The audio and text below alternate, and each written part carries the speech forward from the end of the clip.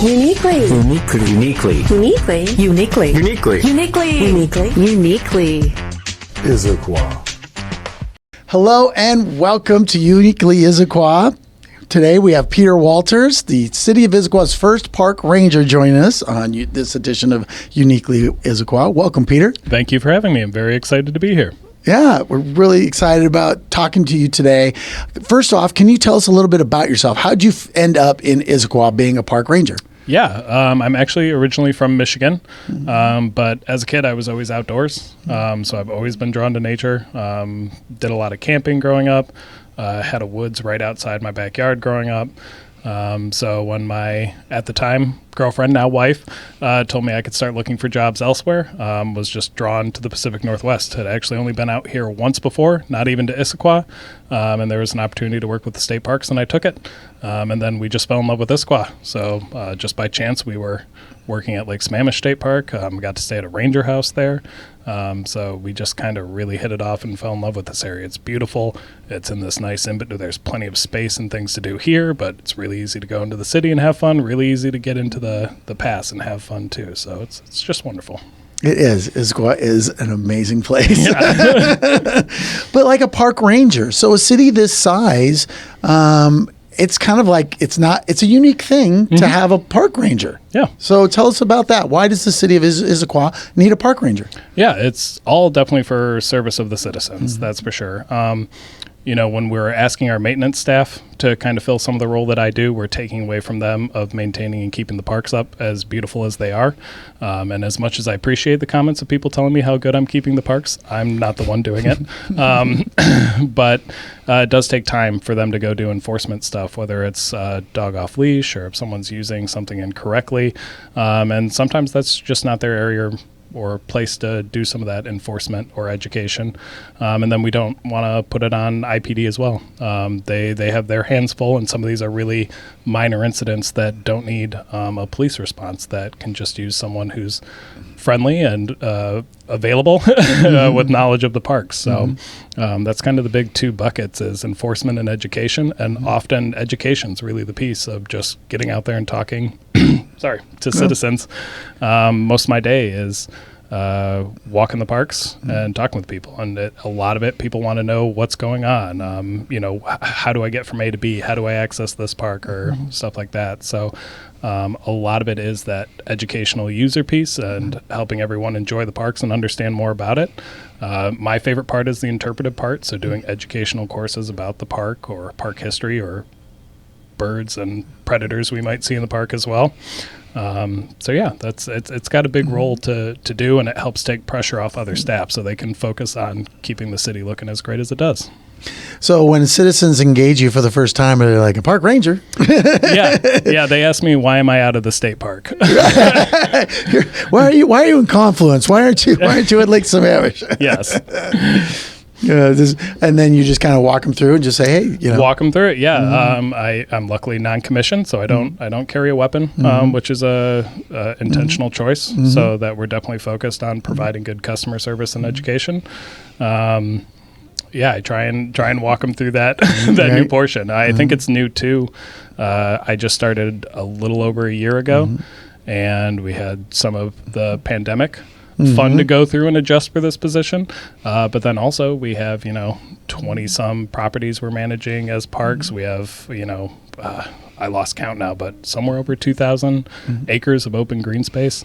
Wow. So I'm going through all of that. So there's plenty of people who see me once and don't see me for a month. They're like, where you been? And it's like, oh, definitely out in the parks. Right. just might not be on your consistent route. Yeah. So repeat, tell me again, how many acres of open space does the city? This is something I used to know off the top of my head. Definitely when I interviewed for the position, I could tell you exactly, but I want to say we're well over 2,000 acres of open space. And that can be anything from like the Bergsma property that was just purchased to avoid being used for any type of commercial or residential use. And there's going to be a new trail that they're working on to connect through there and connect to Harvey Manning Park. Or that can be some of the spaces like Inge Johnson, which a lot of people, wonder what's Inge Johnson when I'm going down right here. And it's this lovely open space area that we have. And we can do a lot of good stuff. We have forest stewards there that now help manage and pull out invasives and keep those places healthy. They have a lot of benefits to the city too. Oh, that's nice. So the Harvey Manning, the trail, the Bergsma, is it city maintenance putting that together, or is it volunteers? That's going to be a combination. I know definitely it's a city project still ongoing and flagging. Dave Kapler with the Issaquah Trails Club is definitely one of the people helping out with that. And I've been on a few hikes with him where he's flagging out a potential route as you're bushwhacking your way through and connecting to King County trails. So with everything, the city's trying to take a good approach of let's get all the user groups in, let's get all of our trails and how they connect and really have a fuller picture and understanding. So I wish I could say that trail is going to be soon, but I bet it's going to be a few years before we see one finished and done there. Well, it's good. It's always a process, and to do it right. And like you said, to get all the stakeholders in there and together and communicating to find the best paths, the best use for everybody. I think that's the best approach. Yeah. When you're out and about, what are some of the things you run across in your day to day? Do you run across bears? Do you run across when you're out in the open space and you're taking a look, and what draws you to the open space? I mean, what's your job inside the open spaces as opposed to the active parks? Yeah. What's one versus the other? Yeah. So a lot of the open space management is checking through. We do have forest stewards who help manage some. So there's some parks where I'm looking through and checking how's the park growing, or do we have a problem with invasives? Like right now you see a lot of Scotch broom or tansies about to bloom. So do we see any of that going on that we need to address sooner than later? Then we do have trail cams for wildlife. So we're definitely checking for that, and we have some volunteers who help pull that, and you can find that the coexisting with carnivores. That's where we post a lot of those images, so you get some great shots like that. And then we do have issues with homeless encampments occasionally at open space trails. So checking in there, we have the city's done a really good job of putting together the human resources team, so we do a lot of outreach to offer services and really try and focus on this space is a green space or a park, and how can we help you access services and get into a safe space besides out here? Mm-hmm. So your role, if you find a homeless encampment, is it just to identify the location and then reach out to other services in the city to make the connection, or do you sometimes make the initial connection? Most of the time I'm making the initial connection. Okay. Mm-hmm. Yeah. So I've been lucky enough to work with Amir, who's fantastic. Would be a great guest for number 12. Yep. So yeah, we've done enough outreach and work together where I definitely feel comfortable knowing what's in the area, what we can offer. So I really do try and do my best to give the full array of here's kind of what we can offer, what do you need. So hopefully I'm laying a little bit of the groundwork to make Amir or Kaylin's job a lot easier on their initial contact. And what's Amir's role for people that don't know within the city? Yeah, he's the behavioral health coordinator. I do believe he's specifically with IPD and helping with behavioral health outreach on those. But we all kind of are pulled in to help with the homeless outreach response too. That's great. I mean, a city this size that has the ability to have somebody who is out in the field like you, who can follow, who finds a homeless encampment, can make that first connection, but then connect them to somebody that can offer them services, and working with IPD. I mean, that's, for a city this size, it's pretty amazing that we can pull that together. I think. Oh, absolutely. It should be something that's trumpeted from the rooftops every day. Yeah. And there's a few other cities that are great examples of this in the area. I think one of the programs we looked at was Olympia. They have a non-commissioned ranger program. Okay. And they're all fantastic. And we went down there and visited them when kind of developing this program to learn and see what they do with their parks and how they manage. So we picked up a lot of good tips from them. But yeah, it's good to be a supportive role to take some of that pressure off. Our maintenance staff can focus on maintenance, and I can get out there and do some education or enforcement, and then we don't have to pull IPD in for something really small that, dog off leash, littering, little stuff like that. It can really be handled. And most people would rather talk to me then. Right. Yeah. Yeah, it's a little less intimidating, not that the Issaquah Police Department's intimidating in any way, shape, or form. It's just, you see a park ranger walking down the road, and it's a little bit different. Yeah. Yeah. And let's them focus on, they've got an important job to do, so let's them focus on those areas. Yeah. And in setting this up, you had talked about you had a big tournament, so you couldn't do it. So what's your role in like a big tournament, some sort of lacrosse or soccer? Yeah. Do you have a role with those types of things? Absolutely, yeah. Pretty much the weekends, whether it's tournament or just normal weekend, I work with a maintenance staff person on the weekend, so we check our schedule. We go over how many shelters we have, how many games. So maintenance will normally handle if we prep a field or open up some other stuff. They're going to help get that prep done, and I'm going to support in any way I can. So I haven't had to prep a field yet, and users are probably happy about that. But I'll go around, I'll open up shelters, make sure everything's looking good, try and greet them if I can, to let them know, hey, if you need anything, if something goes wrong, I'm here as a resource for you. And then we help turn those shelters over, make sure they're clean for the next group coming in. So tournaments kind of function the same way. Get there early, make sure bathrooms are clean, make sure the park's looking good with the maintenance team, and help them out where I can. And then start the process of checking in, make sure tournament directors got everything, they understand the rules. The big tournament that we had, kind of helping out with parking and some traffic flow issues, and communicating those through. So that's great. It's kind of like you're a catch-all. A little bit, yeah. Yeah. Which is a great resource to have, especially in off hours on the weekends. Yeah. That's a huge thing to help our parks function just that much better. One of the things that's a real big issue around here, and you touched on it before, is coexisting with carnivores. Yep. I know there's been a ton of bear sightings. Just on the high school trail not too long ago, right behind the high school, there was a bear sighting. So just an educational piece. When someone's out on a hike and they come across a bear, or to prevent coming across a bear possibly, or a mountain lion, what is your advice or your education for people? Because we have so many. We're also known as Trailhead City. Yep. So there's trails everywhere. And I know a lot of the people that live in the city, they like to get home, hit those trails. What advice do you give them when dealing with bears and cougars and such? Yeah. A lot of it feels a little counterintuitive, but making noise is one of the best things you can do. Most of our carnivores out here are going to want to avoid that interaction. So if you're making a lot of noise, that's something they're already going to avoid. That's where you see those bear bells all the time. People have those and they're making a good amount of noise. But let's say, it happens occasionally. You just turn the trail and there they are. Making noise, clapping to draw attention that you are there. Get as big as you possibly can and slowly back away. You don't want to run or sprint. That becomes, ooh, what's that? That's my prey runs, my food runs. Right. So to make noise, draw attention that you're there, and stay bigger, so they see a bigger target, and slowly back away to a safe space. Is the best thing you can do. And you can try and avoid some common times. The dusk dawn kind of areas are when you're going to see some more activity. But as we've seen up in the Highlands, we had an urban coyote, and that one felt comfortable in the day. And that's a big one to do education on. That urban coyotes can show a lot of unique behavior for a coyote. They're not rabid. They're not dangerous. They're just super adaptive. So seeing them out in the daytime's not a bad sign. They'll definitely get less people adverse. So even in the Highlands, we had good video where people are pretty close and it's feeling comfortable to be out and show itself. So using common sense, kind of tips. If you have smaller animals, make sure they're on a leash, make sure they're in a safe space. You can do some stuff to clear and maintain your yard, remove hiding spots. So keep hedges up, so they can't hide underneath anything, remove any food sources. And then the interpretive specialist at Lake Sam comes from Minnesota.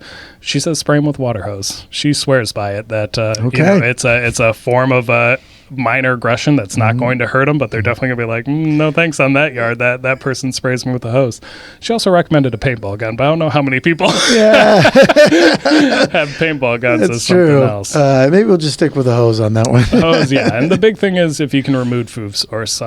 So when you're in your yard, bears love bird feeders, and we'll go through those. A lot of people, if you have an indoor-outdoor cat, you have cat food out or something like that.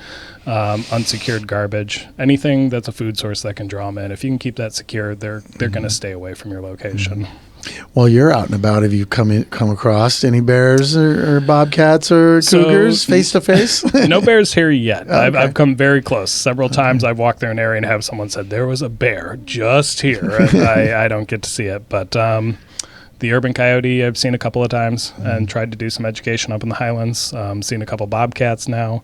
And just yesterday, a barred owl swooped down at my truck, and I got to watch that for a while and do a little roving interpretation at Timberlake Park. Nice. And then I've never seen bucks travel together. 3 bucks traveling together through Bergsma. Wow. Yeah. That's great. It was crazy. Yeah, they're all pretty young, still had the velvety horns, and they were just traveling in a group.